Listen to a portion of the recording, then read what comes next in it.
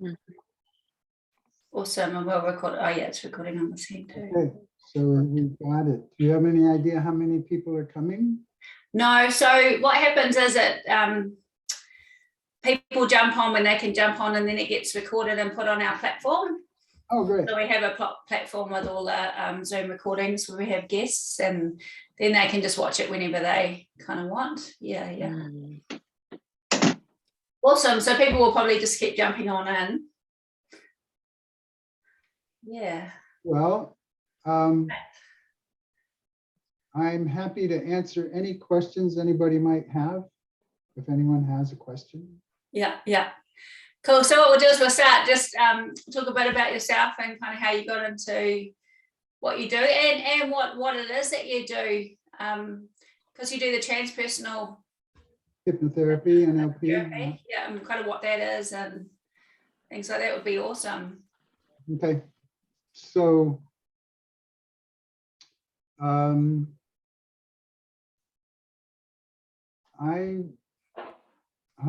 Steph. Hi. I think I can add a document. Is that right? Add a document.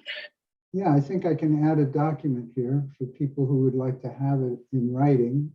Yeah, so it's under the chat you can, yeah. Yeah, just give me a second here. Thank you.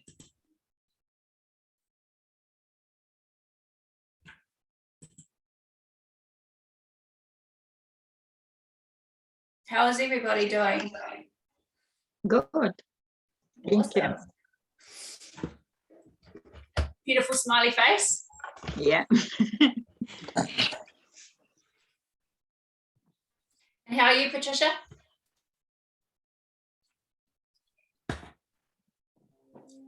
Yeah, sorry, I had to unmute myself. Great, thank you. I'm just Yeah. looking after my daughter's cavoodle. She's going to be having puppies next weekend. So Can you pick it up or not? sorry? Probably not with. Can you pick it up or probably not with the tummy? Yeah, no, I can pick her up.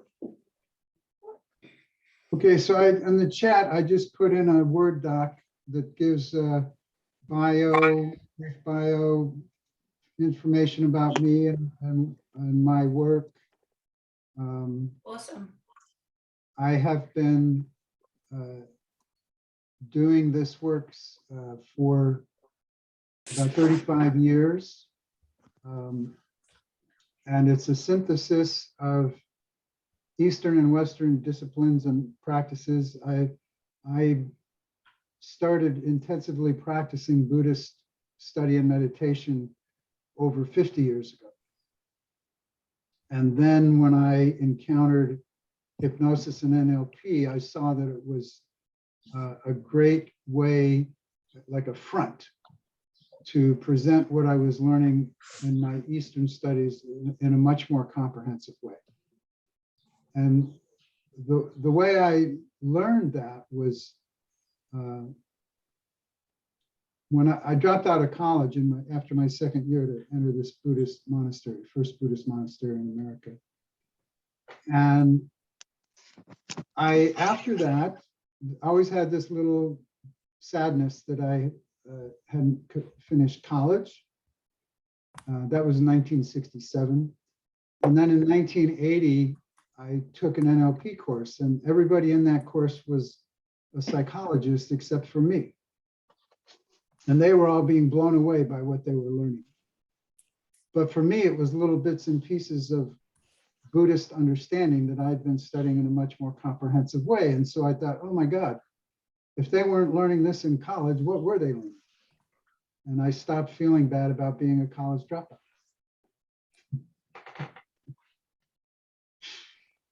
And I feel very fortunate. What I present, I didn't create what I present. I was taught what I have to present. And for all of these decades, it's always held true that no matter what level of education or experience people have, Westerners, the part that I offer is very rare, and it's revolutionary for them. And the first training I gave, I knew that some of the people coming were PhDs, and one person was a hypnotherapist with 40 years of experience. And I thought, oh, these people are they're gonna be bored. They're gonna already know this stuff. And on the first break, that elder, hypnotherapy elder, came up to me in tears and said, this is what I've been looking for my whole life.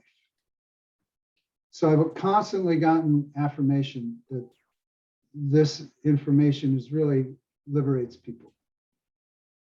And I'm sharing it. I didn't create it, I'm sharing it. And so I've labeled it transpersonal hypnotherapy NLP. For me, you know, there are people, I don't know about you guys, but there are people who fight about hypnotherapy versus NLP, and maybe other things. And to me, that's just an indication of not having been given a deep enough understanding to recognize that the essence is the same. There's just different forms, different conceptual structures, but it's essentially the same thing. And the way I have started presenting it, based on my Buddhist background, is to introduce to everyone that we're in hypnosis all the time. That the thinking mind is inherently hypnotic.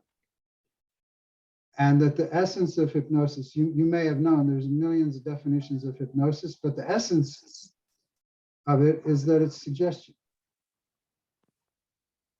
And it can be dressed up in all kinds of rituals and stuff that are, the design of those things is to inspire the person to accept the suggestion. So our subconscious gossip, our self-talk, isn't it just a stream of suggestions? You're lazy, you're not good enough, you're this, you're that, you're better than her, you're less than him. That's just a stream of hypnotic suggestions. Anytime we're doing self-conscious thinking, it's suggestion. It's hypnotic suggestion. I like to leave off the word hypnosis at a certain point. Just recognize it's suggestion. And suggestion is just a suggestion. It's never the truth. And my experience is that people can get very involved in sort of, you might say, traditional hypnotic understandings and practices and get very wonderful results and still leave untouched the recognition that who they think they are is a hypnotic suggestion. So there's a very familiar metaphor you may have heard, about being in a prison, but instead of getting out of prison, you figure out how to make it very comfortable in the prison, and how to replace the iron bars with gold bars, and then you think you're doing great, and you lose awareness that you're still in prison. So the prison is the limitations of being who you think you are. And that's how I work with people. You don't have to fight it. You don't have to destroy it. You just have to recognize it's just a conceptual framework. And that the door is always open. You can go in and out at will. You don't have to fight it. You don't have to free yourself from it. It's just a bundle of constructs that you can play with.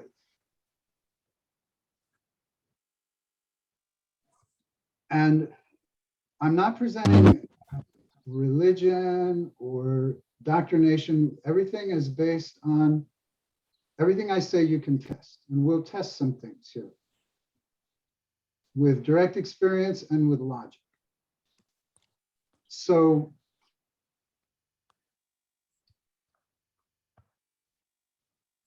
what do thoughts think about? Somebody tell me what thoughts think about. What do thoughts refer to? I assume you all think, so you understand the question. What do thoughts refer to?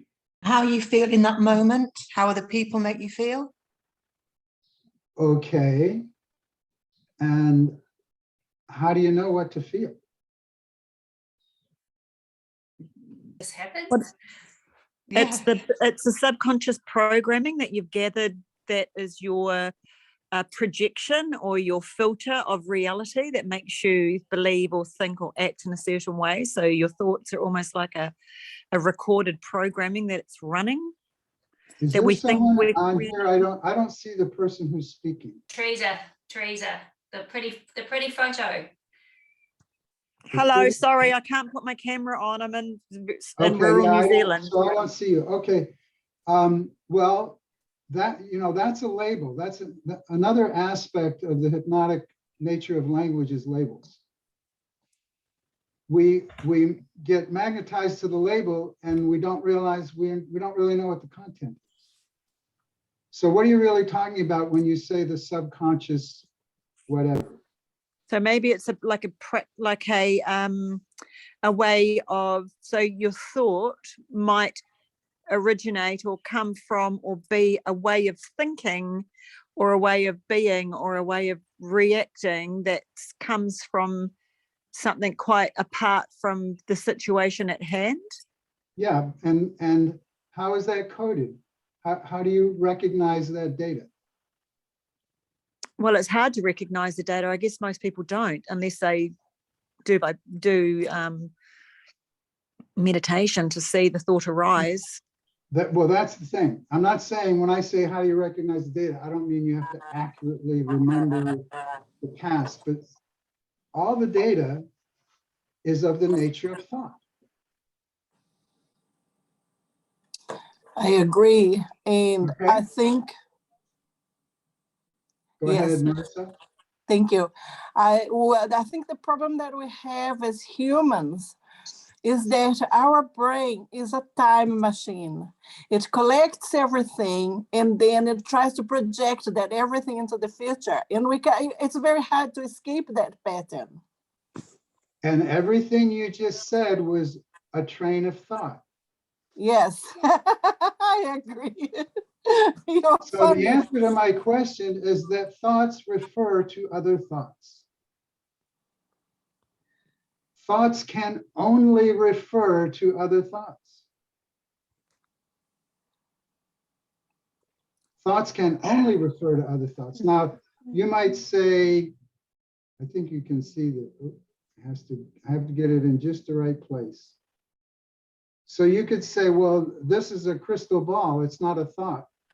But crystal ball is a thought. This is not a crystal ball.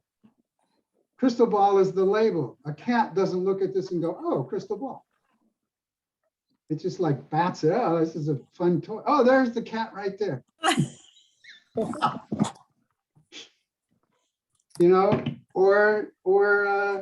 Or this.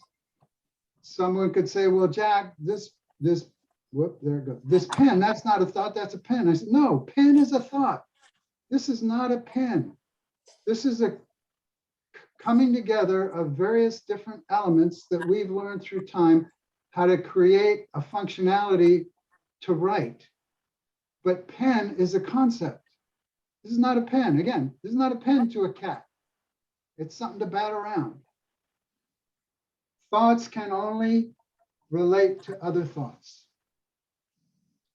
And the most significant, don't, if you think you can come up with an exception, please speak. Remember though, when you speak, you'll be communicating in thoughts. You can't escape that. Well, I have my own crystal ball. Yeah, there you go.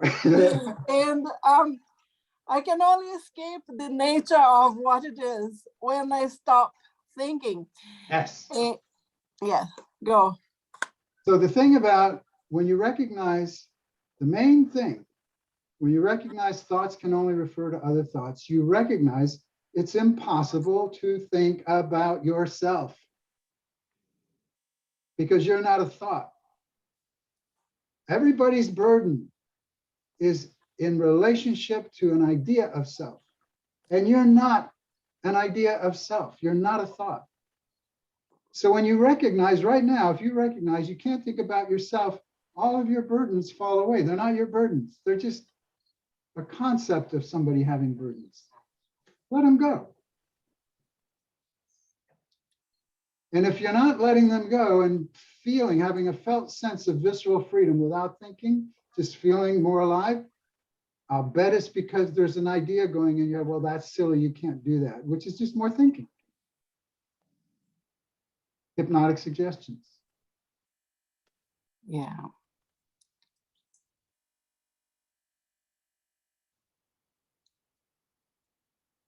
It's impossible to think about your actual self because you are not a thought, and thoughts can only refer to other thoughts. Of course, you can have ideas of self. You can construct a palace of ideas, but it's still not you. It's just ideas. And it's not bad to do that. The only problem is when you identify with it inappropriately. You know, the palace of ideas we take to be our personality, it's basically an act. It's a bundle of beliefs, experiences, practice behavior patterns, all mixed together. Very convincing act because we've practiced it thoroughly, but it's acting. It's acting. There's nothing wrong with acting who you think you are, unless you think that's the only act you can do. Now, what's your view on, with those thoughts, suggestions? I always say to my clients, well, it starts with a thought first, and then depending what nature this thought is, it will lead to an emotion. So if it's a positive thought, you're feeling good, and then eventually it gets into a state of, yes, I can do this, or, yes, I can do this public speaking. And on the other hand, a negative thought leads to a negative emotion, and then it leads to, I don't even want to do this presentation state there. So what's your view on the actual, well, it's the power of suggestion, isn't it? That's the thought, the suggestion is actually having a power on your emotional well-being and your sort of mental well-being. Wonderful question. So we have been hypnotized, we have been trained, we have been indoctrinated into hallucinating that these thoughts have power. Thoughts have no power. You're the power. Let's put it this way. Again, scientifically provable. I'm going to give you a test. When we talk about power, we're talking about causality. What causes what? Where's the power? What causes what? Thoughts have no power. It's your power, and you're trained to use your power according to certain thoughts. Most of that happens in childhood, at least most of the difficult stuff. We get trained to do follow crazy, ridiculous thinking because we're gullible when we're little kids. We have no way to reject it. But as an example of, we want to have a test. We want to have a control. When you do a scientific test, you have a control. So our control is going to be something I think we can all agree, which is water is the cause of wetness. Would you agree? Water is the cause of wetness, which means if I lined all of you up, and there's men and women here, and you have different backgrounds, and you might have different religions, etc. If I lined you all up, it wouldn't matter what you think, your background, your accomplishments, your whatever.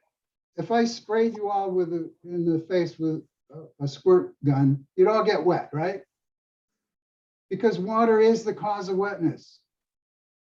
But if you were all standing there and I walked up to each one of you and I said, your mother is ugly, first person might punch me, second person might laugh, third person might agree with me, fourth person might space out.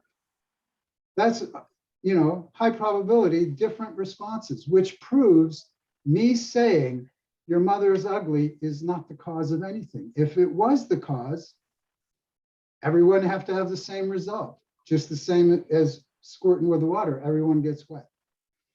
So the thought has no power. The thought is a perception. We see, hear, feel, taste, and touch perceptions. Perceptual data, okay? We have, those are the 5 senses, and then we have the mind sense. In our mind, you know, especially you guys know, you can see, hear, smell, taste, and touch in your mind. You can visualize, etc. But it's all sensory data. Sensory data has no meaning until you give it meaning. Which is why if each of you heard, when each of you heard me say your mother is ugly, it wouldn't cause you to have any emotional response. You hear that phrase and you give it the meaning that you then have an emotional response to the meaning you give it. We create our own emotional states, but we hallucinate that the data is making us feel a certain way. That's the pervasive delusion. You're hurting my feelings. You're making me feel bad. No. Perceptual data has no meaning. It has no power. It's your conditioned power of how you tell yourself this means that, and I have to feel this way in relationship to that. So is it in a way, is it then better, going back to the initial question there too, with like, you know, what the thought or our perception to our thought makes us feel, whether it makes us feel angry and we lash out at you for saying such a statement. And then we get into the aggressive state. But is it, because at the moment when I work with clients or when I work with my own thoughts, I try to just switch them into something positive. So like instead of making horror movies in my head or dramas, I just switch it into comedy, you know, into something really nice. So I changed my perception into doing the opposite, you know, now I can do it, now I feel good. And but are you saying that, you know, the aim is to just empty them out altogether and sort of walk around in a meditative state that you've got, that you're free, you know, you're sort of in the moment and that you're not going to use this thought processing process? Or no, great question again. So number one, meditative state, that's just an idea. Everybody has different ideas about it. So you say meditative state, you need to understand you're inducing people into hallucinating whatever they think that means. So you always have to check your work. You know, if someone says, if a client says to you, oh, I'm feeling depressed, and you go, oh, gee, you know, you're accessing your experience or your meaning of depression, which means you're now both in your own little hypnosis bubbles. When they say I'm depressed, you need to inquire into that. What is it you're actually experiencing that you've learned to label with that word? If you don't check in that way, your clients are hypnotizing you to go into your own data. Interesting. You're not relating to them anymore, number one. Number two, nothing, as I said before, you don't have to get rid of anything. The key is to realize it's all a construct that you can play with. You're not confined to it. The door is open. When you don't understand that, it's fine to substitute sometimes, if you're not using it to go into denial, it's fine to substitute a positive, uplifting thought for a negative one. But the more powerful, deeper understanding is to recognize there's no power in that thought whatsoever. You don't have to fight a negative thought when you realize it has no power unless I give it power. It's so like it's the awareness. If you have a negative thought that says slap yourself and you slap yourself, oh, I don't want to do that anymore. And so you go, I'm a good person. I never slap myself. You know, that's a lot of extra effort. As opposed to when the thought comes, slap yourself, you just say, I'm going to use a technical term here. Fuck off. I'm fine. So by having the awareness that they are just thoughts, you're taking the power away, which you might have given to the thoughts initially, but now you know they're just thoughts. You free yourself because you're not going to get influenced you know, in your doing and you know, Well, the you way have you to perceive. constantly test if you actually Yeah. have that clarity. Yeah. Are you actually staying relaxed, open, friendly, self-respecting, regardless of what thoughts are coming and going? Thoughts only refer to other thoughts. They are never personal. Taking things personally, big hypnotic delusion. Yeah. No such thing that exists called taking things personally. It's a hypnotic suggestion. This is about me.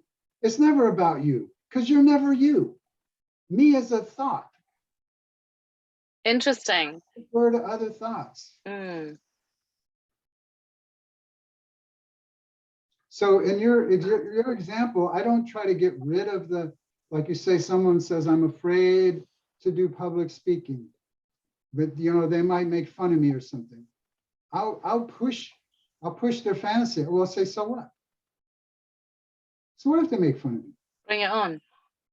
So now you're challenging their presupposition, their belief that it's bad to be made fun of, which we all, I think, could understand can come from childhood gullibility.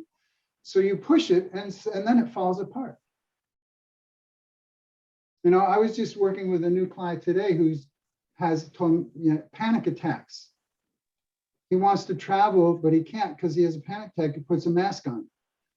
He even gets a panic attack in the grocery store if he puts a mask on to go to the grocery store. And I said, well, what do you mean by panic attack? And how do you know to call it that? What happens is, well, I start to break out in a sweat and it gets claustrophobic and I can't breathe. And I says, well, yeah, if you stop breathing, you're gonna have a physiological fight or flight response because your brain, you know, wants to stay alive. So, but that's not a problem. That means you work perfectly. But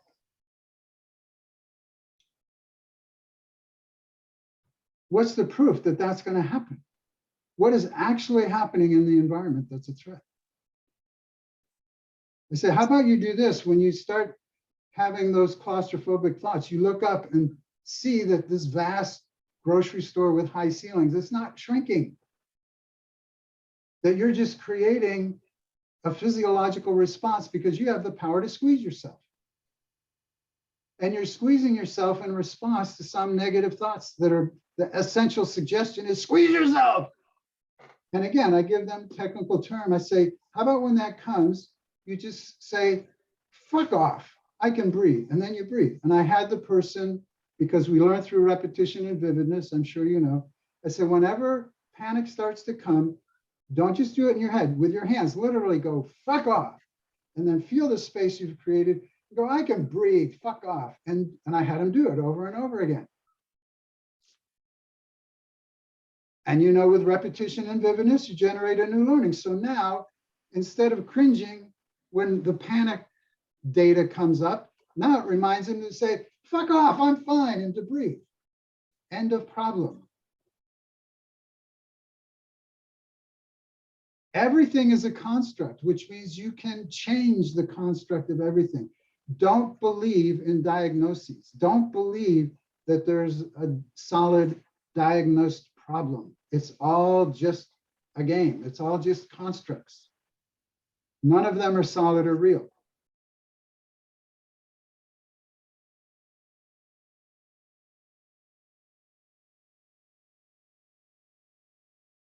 And a lot of them are based around the, you know, fantasies, apocalyptic fantasies. Like this same person a little later on, he was getting, I forget what he was getting concerned about, but it kind of became apocalyptic. Like, what if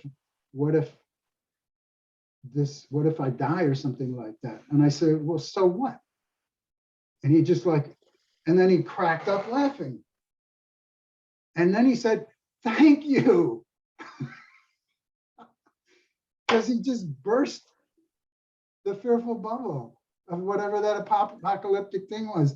I said, well, what happened? He says, I had an aha experience. Thank you. All I did was challenge the fearful fantasy. So what? Did you think you weren't going to die one way or another? So what? What's the problem? Death is not a problem. Believing fearful fantasies is the only problem. Only problem, believing fearful fantasies. And you're not required to believe them. They're just data. They have no power. It's your power. You were primarily trained in childhood to enliven various kinds of repressive, scary thinking. What I tell my students and my clients is you can, in order to have emotional turmoil, you first have to regress into a psychological state of a child. Someone this is my definition, one aspect of my definition of genuine adult consciousness is that genuine adult consciousness does not have emotions, does not have emotional turmoil. Because when you're in genuine adult consciousness, you recognize you're not who you think you are. And emotions are always a soap opera involved with who you think you are.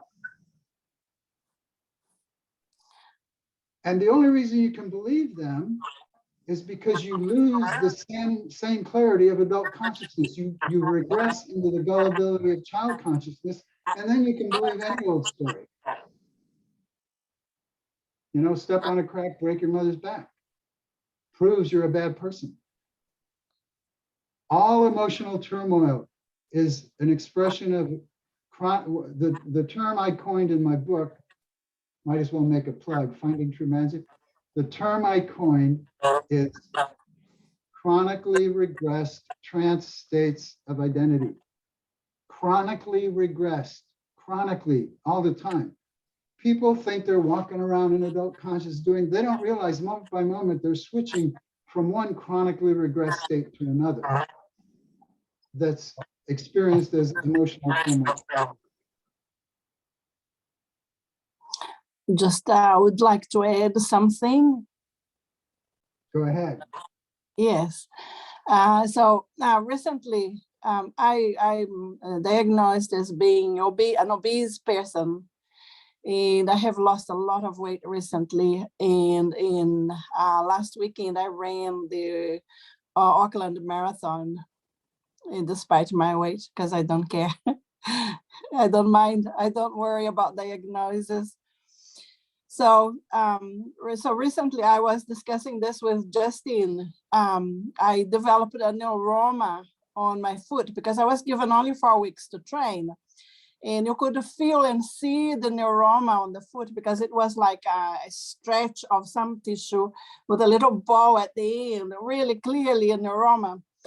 And so every time I went beyond the 5 kilometers, I couldn't cope with the pain. So my training stopped at 5 kilometers. So I discussed that with Justine, and Justine asked, is this a survival?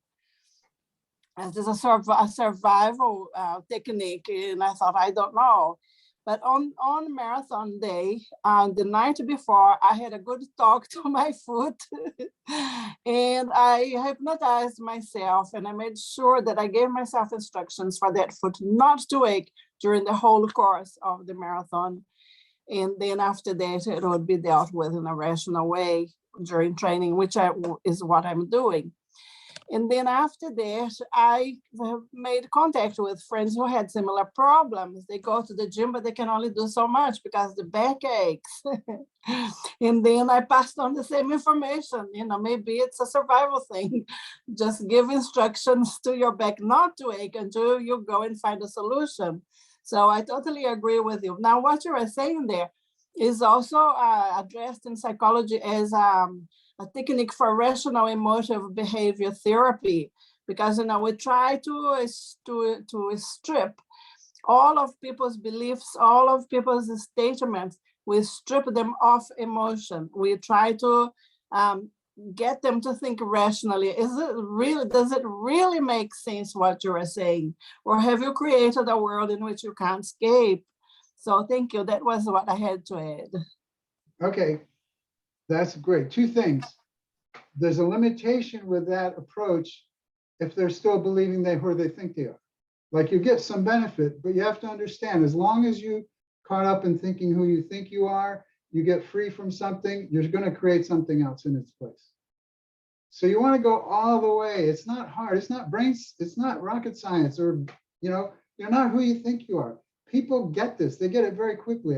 My biggest problem is having people keep it. It's like they're just sitting there and they feel so wonderful. And they always say, it can't be this easy. And I said, God damn it, it is this easy. Don't start throwing it away.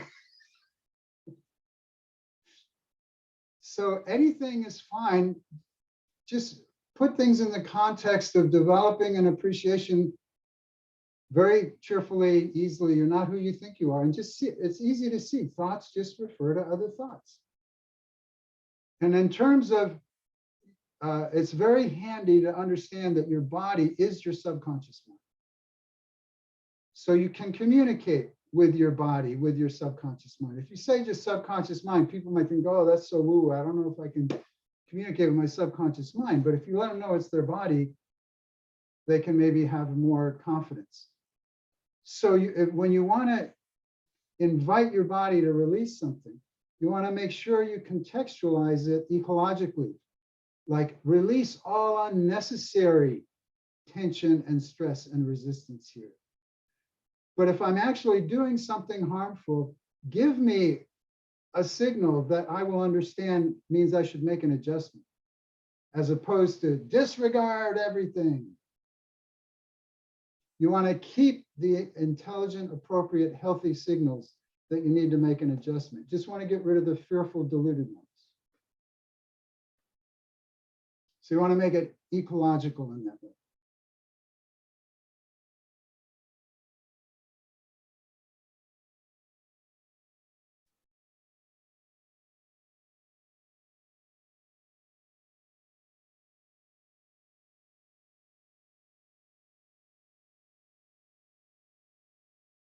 That is very cool.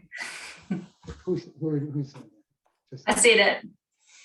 I said that's really good for the, you know, releasing any unnecessary pain. But if it is necessary, give me a signal to understand what I need to change. Yeah, I thought that was pretty awesome. Yeah.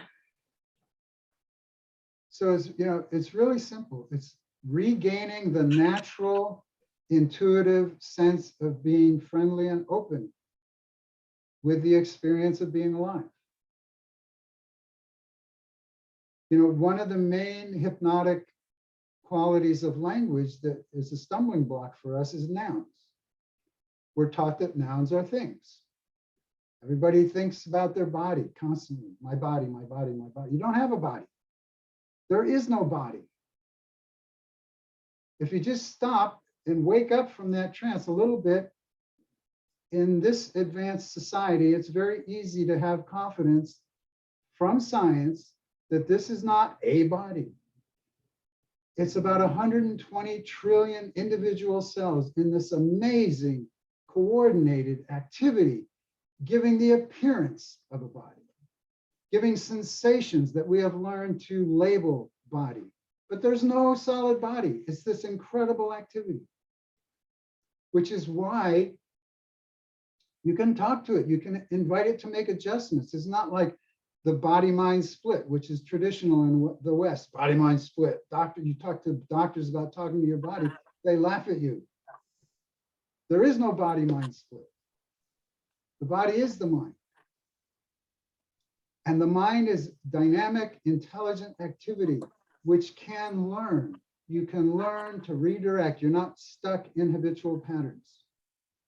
When you know how to communicate information that can be recognized as a better choice will always be taken effortlessly. So I tell my students and my clients, in terms of monitoring how you're working with yourself, anytime you have a sense you're struggling or you think this is hard, you're on the wrong track. There is no struggle. Mm-hmm. And nothing is hard. Those are all hypnotic suggestions. Struggling means you're fighting with yourself.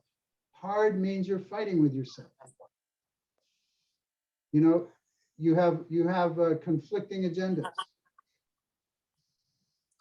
which we're taught most of the time in childhood to develop habitual conflicting agendas. But now you can apply your capacity to have adult consciousness to undo that, but not by fighting and struggling. by just seeing clearly. If you want to have a definition of meditation, my definition of meditation is familiarizing yourself with the nature and activity of consciousness. It's not about getting to some blissful state. It's not about seeing some God or anything. It's becoming very familiar with your own direct experience of being alive and conscious. That's meditation.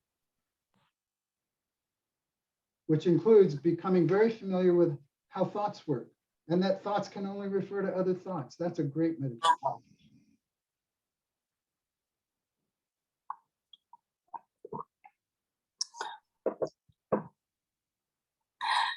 I find it amazing that whatever you say, you know, you lead everyone to silence. But you know, what you are saying to me isn't a surprise. It just helps me frame, you know, everything I do from from other sciences into my work. For instance, the quantum theory, or same also as quantum mechanics, they have a theory of nothing, and you know, for them, we exist as nothing, because inside our body, each cell has infinitely large amounts of space filled with nothing. I mean, nothing is what they know now. Maybe they'll find what is filling it.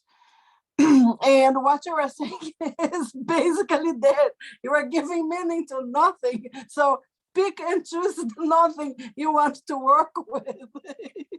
Thank you. Yeah, this is a root teaching of the Buddha, emptiness. There are no fixed things. There's only the appearance of things. And now we can have confidence of that because we can explain it in terms of science. Everything is empty. If you look close enough, it disappears. It's just an appearance. And appearances are activities. There are no solid things.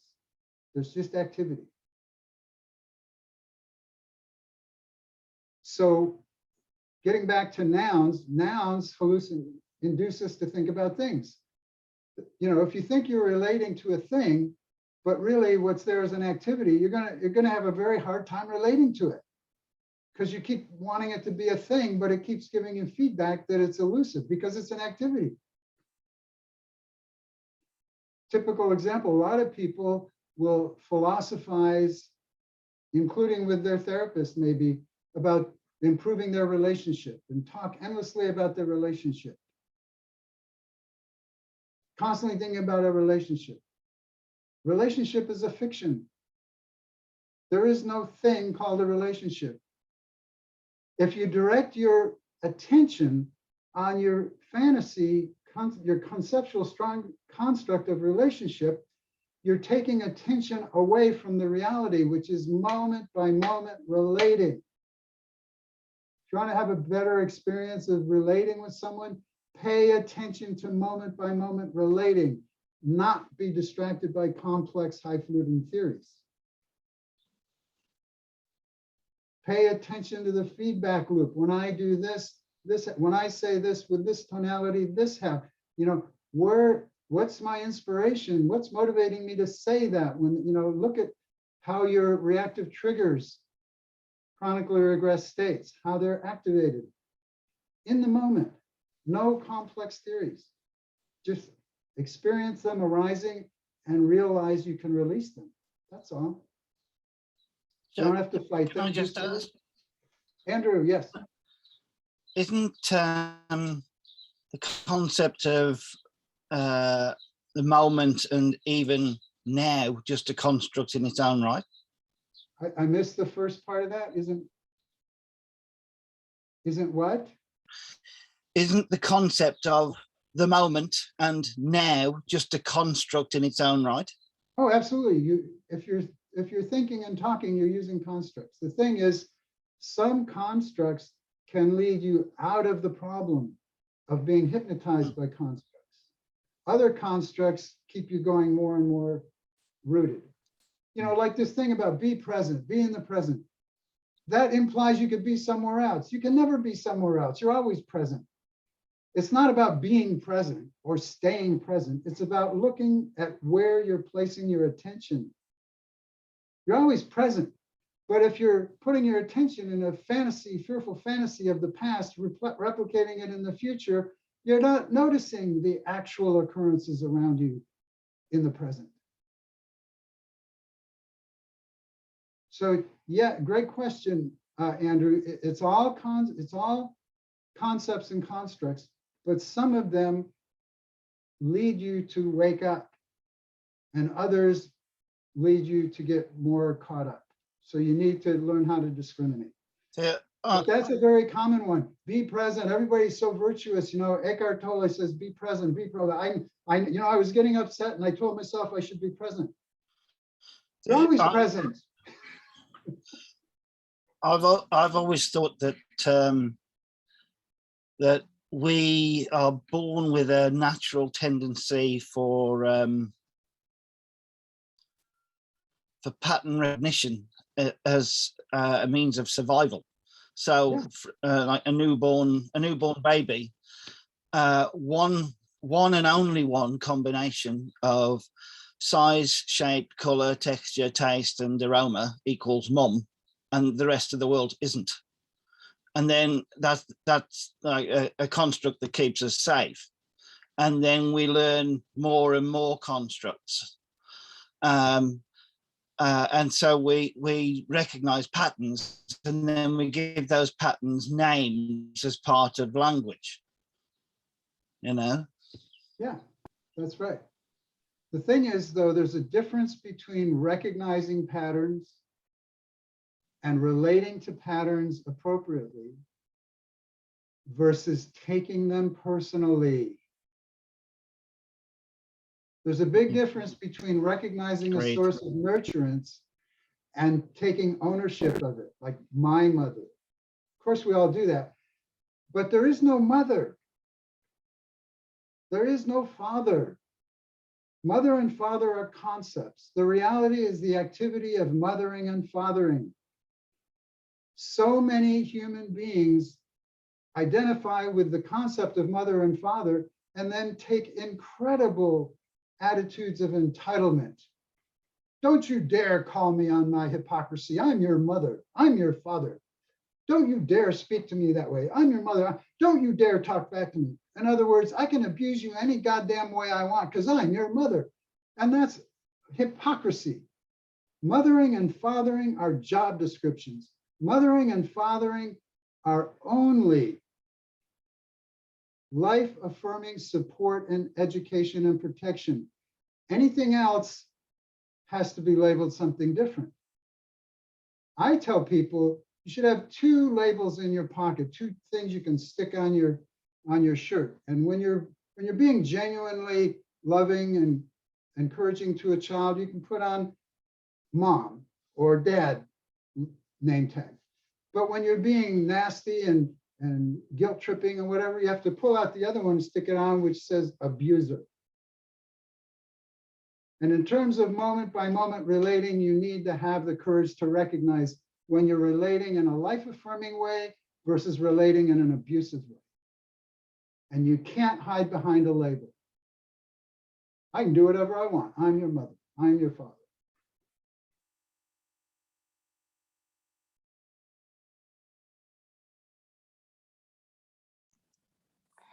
And Jack, I find that particularly in relationships, that can be very difficult.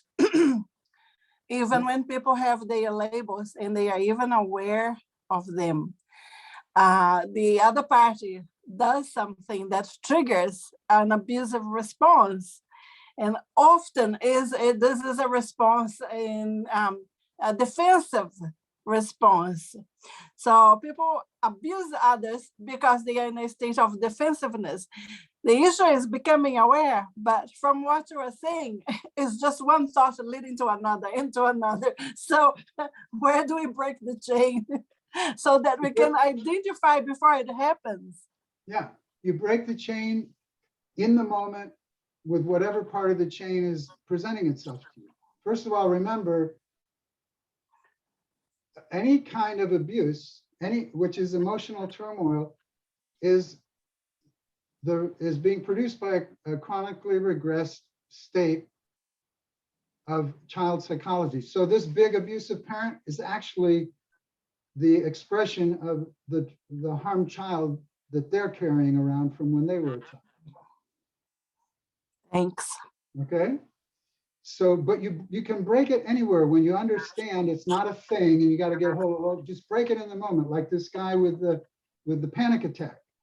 We went through a few of those exercises and he practiced them, and I said, now imagine this. Imagine you're in the store and you're starting to get the panic attack, and you think, I can't breathe. I'm sweating. I'm getting panic. I can't breathe. My pants are going to fall down. Again, he immediately burst out. I mean, he was like going, he was falling and getting, oh yes, it's getting worse. It's getting worse. It's a big problem. And I said, and your pants are going to fall down. Burst out laughing. So I had him rehearse that. I had him rehearse being in the store or wherever, the panic pattern comes on, and you just go, oh, my pants are about to fall down. Breaks the pattern.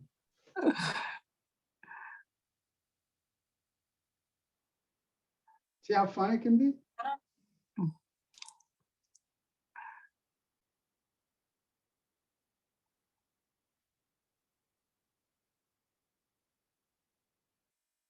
Everything, I want to repeat, the Buddha presented as his core teaching, one aspect is what we translate into English as emptiness. And we have been struggling with misperceiving and understanding what that means. It just means, when it's translated as nothingness, typically Westerners get very nihilistic, like, oh, the Buddha, they don't believe in anything. They think it's all just nothing. It's nothingness, meaning no thingness. Whatever you experience is an appearance. It's not a solid thing. There's no solid thing. That's what emptiness means. Doesn't mean it's not just as vividly as you experience it. It just means it's all just activity. There's no thingness. And the main issue with suffering is hallucinating you have permanent thingness. Because you're getting constant, subtle, and overt and explicit messages from the universe that you're not solid and permanent. And when you're convicted in holding on to the notion you're solid and permanent, you freak out. Every time the universe pulls the rug out from under you, you freak out. Because you're refusing to recognize you're empty. There's no thingness there. It's a constant flow of experience. You can joyfully ride the wave if you don't think I have to hold on to and preserve the wave.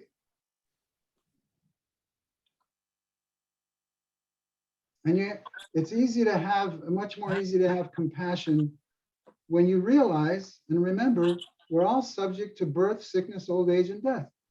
All of us. We're all in the same boat. But you know this, like fear of public speaking, any kind of fears like that. What are people going to think? That's toxic shame. Toxic shame is a form of arrogance. And I don't mean that moralistically. I mean, the quality of thinking called arrogance is that the essence of arrogance is separation, hallucinating separation. There is no separation. So if you don't believe in separation, you can't have toxic shame. People who have toxic shame, they think there's something uniquely flawed about me. How can you have a unique flaw when you realize you are nothing but life itself? And that everybody else is nothing but life itself. It's impossible to have a unique flaw in your being. We're all the same being. We get confused because we have been taught to identify activities as being. You know, like a given person can play basketball better than another person. That doesn't make them a better person. It just means they can get more money for how they play basketball. Doesn't mean they're a better person. Doesn't mean they deserve more respect as a person. This might sound simple and straightforward. I try to make it very sharp for people, that because it's pervasive process of thinking, of determining value based on activity, whether it be activity in terms of skill sets or activity in terms of how the body manifests, activity of speech. It's all activity. When we determine a person's value and whether we should honor their humanity based on their activity, which is what we're doing most of the time. The supreme example of that is a Nazi. It's important to recognize the paradigm is Nazi thinking. And so I give that to you, hoping that it will motivate you to root it out. I am not going to do Nazi thinking anymore. I'm going to, you're not to blame for it. I don't want you to feel ashamed. You've been trained to determine whether or not to have an open heart towards someone's being based on how they present. This does not mean be a doormat. You get to relate to activity appropriately. You get to set healthy boundaries. It's just important to understand that even a serial killer has a pure being because they're being itself. It's just they've been so damaged in the way their being was assaulted that their mind has become horribly violent. But being is always pure.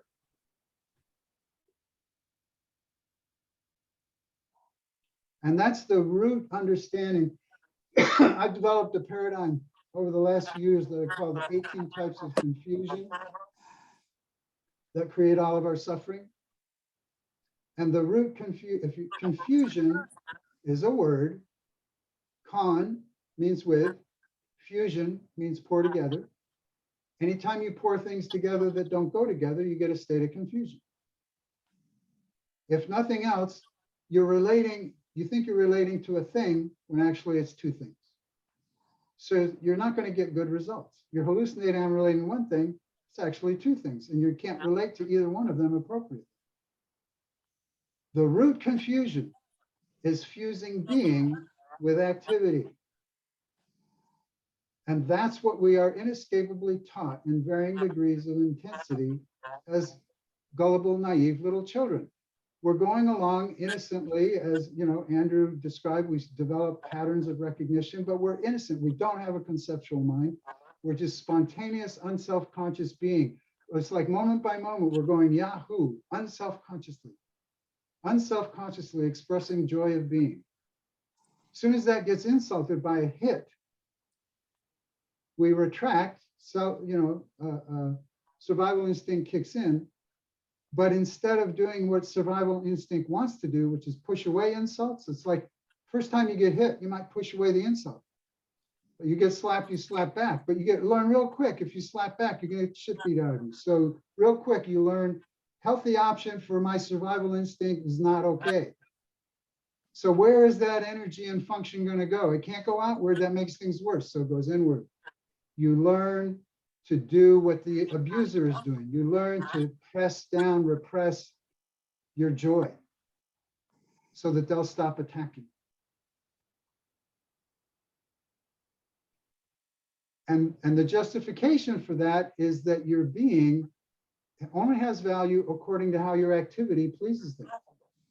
Like spill your milk 3 times, you stupid little blah, blah, blah, go to your room and spank you all the way to your room, you deserve it. A little child learns when they don't have a cognitive faculty, their subconscious mind, which is their whole mind. They don't have a conscious mind yet. They're totally so-called subconscious mind, which learns and retains according to impressions, according to vividness. How many thousands of times and how vivid is it to have an angry giant screaming at you, picking you up by the arm, maybe throwing you across the room? Pretty fucking vivid. You learn, powerfully you learn that the worth of your being is a function of how your activity is going to please the big giants. And even when you inhabit an adult body, assuming you survived that, when you inhabit an adult body, and even though your body is more or less the size of all the other adults, you trigger the hallucination that they're all giants and you're little and small and rightfully targeted. For example, if you have to do public speaking.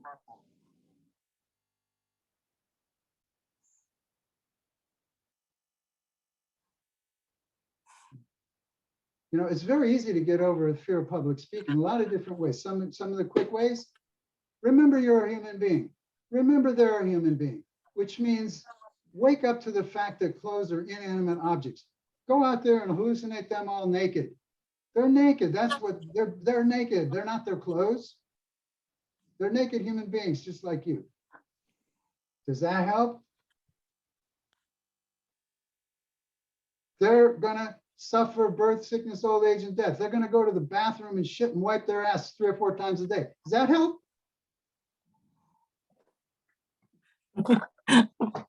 I always use There's these all-powerful giants who, if I make one wrong move, they're going to attack me. I always use that strategy when I'm in court. For any reason, family court is fun. Yeah, imagine the judge going to the toilet wiping their bum. It's really good. And Yeah, I'm glad you brought that up, because we're trained to think in terms of strategies and techniques. To me, it's crucial to recognize this type of insight is not practicing a strategy or a technique. It's practicing sanity. The awareness that we're all human beings is sanity. It's not a strategy. I totally agree. So how do you use hypnosis? What is transpersonal hypnosis in relation to what you're saying? Everything I'm talking about is hypnosis. Right. All of it. Okay. So there's no particular technique or anything. It's just having the insightful knowing that we live in a hypnotic universe or reality. Well, you don't live in a hypnotic universe. It's understanding the nature of thinking. Okay. Thinking mind constantly generating constructs, which we have been habituated to merging with as if they're reality. They're just constructs. You can play with them. Thoughts, it's really helpful to understand. Remind yourself over and again, thoughts can only refer to other thoughts. You're not a thought. Therefore, it's impossible to think about yourself. That person you're thinking about that you think is yourself is not yourself. It's an idea of self. It's make-believe. It's an act that you've learned to embody. Every time you embody that, it's like every day you get an Oscar because you do it so perfectly. The only difference between you and Robert De Niro or Meryl Streep is they have the inner freedom to convincingly inhabit various different kinds of act. Like they can be a prince in one movie and a pauper in another movie and a brain surgeon in another movie and a thief in another movie, and you totally believe them because they act with abandon and they get Oscars for that. So I tell my clients, you know, you like I would say, if it's a female and they've, you know, Meryl Streep has done a lot of movies where she's acted out being in agony and intense emotional pain. And I say, you know, she does that. She's has the, you know, trained herself to be able to inhabit and give herself to that. And then she gets paid $20 million for it. You have demonstrated you have the same skill set to inhabit that state. I would have you just consider, don't do it unless someone's going to pay you $20 million. They pay you $20 million. Yeah, I'll do that for a day. Give me the check up front. No check, no theater.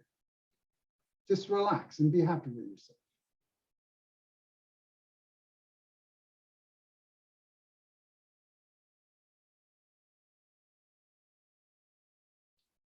So I hope this is helpful. We can meet again other times. You have the ability to listen to this again and again. I hope you'll be inspired to engage with me in other ways, like with my book or trainings or whatever. I do webinars, I do trainings, I have online trainings, personal therapy. I've been doing virtual therapy for 25 years, so it's not a new thing to me since COVID. So all that kind of stuff, happy to keep playing with you.